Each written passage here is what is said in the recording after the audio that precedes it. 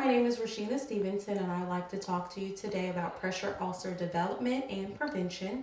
The purpose of my speech today is to inform you on ways to identify the contributing factors to pressure ulcer development and different ways that you can prevent further damage of the skin and or development of pressure ulcers.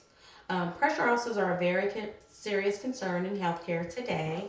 A pressure ulcer is an area of damaged skin or tissue caused by decreased circulation of blood flow. I first became aware of pressure ulcers in nursing school when I graduated in 2013. After graduating, I began working in the hospital in the rehab center, and currently today I work hand in hand with a wound care specialist. And I've seen with my own eyes how quickly pressure ulcers can develop and how serious it is today in healthcare. The main contributing factors to pressure ulcer development are immobility, poor nutrition, and chronic illnesses. They play a huge role in the pressure ulcer development. So knowing this, I would like to educate you about these contributing factors and some ways to prevention. First off, with immobility, there are 14 areas of the body that have considered pressure points areas, and I have a visual aid right here, and it identifies the pressure areas of the body that lie over bony prominence. As you see, the sacrum and the heels are the largest pressure point of your body, and they are more prone to skin breakdown quickly. With immobility, you have patients who are bedridden that aren't able to turn side to side.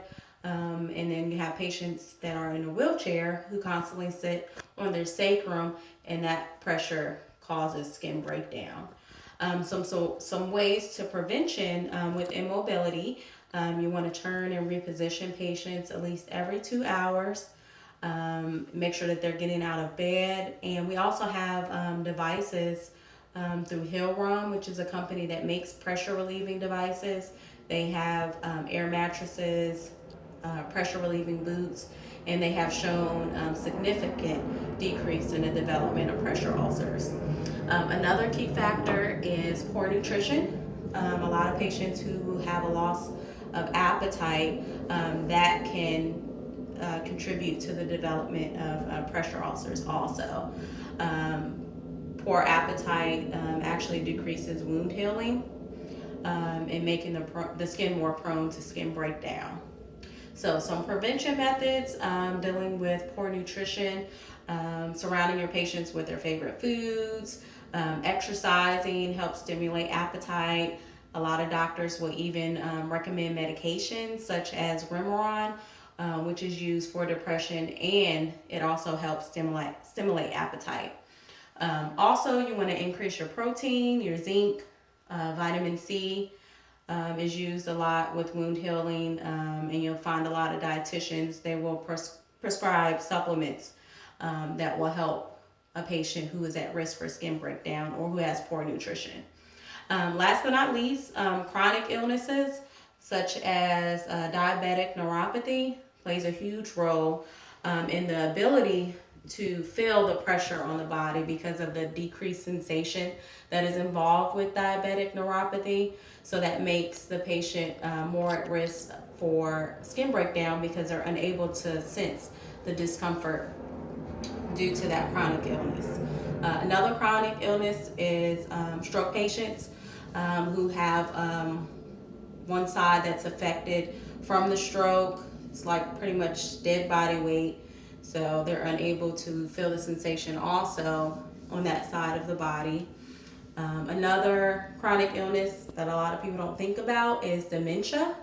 Dementia with their cognitive decrease and their ability to sense wet environments. You know, when they have to use the bathroom, they're less likely to let you know that they have to go to the bathroom or they have gone to the bathroom on themselves. So it exposes the skin to wet environments, leading to further breakdown. So some ways for prevention and management of chronic illnesses: keep your doctor's appointments, make sure that you're taking your medication as prescribed by your doctor. That will help alleviate a lot of problems that can lead up to the pressure ulcer development. So in conclusion, I hope that you see it's evident that immobility, poor nutrition, and chronic illnesses play a huge role and are the main contributing factors in pressure ulcer development. And also just ensuring that the patients are turned and repositioned out of bed frequently will help decrease the development of pressure ulcers with immobility. With poor nutrition, surrounding your patients with their favorite foods, making the doctor aware early on when you notice that they have weight loss is very, very important. And then lastly, with the chronic illnesses, making sure that the patients continue to go to their doctor's appointments timely and that they finish all prescribed medication. So just join me by informing others about the key factors in pressure ulcer development and different ways to prevention. Thank you.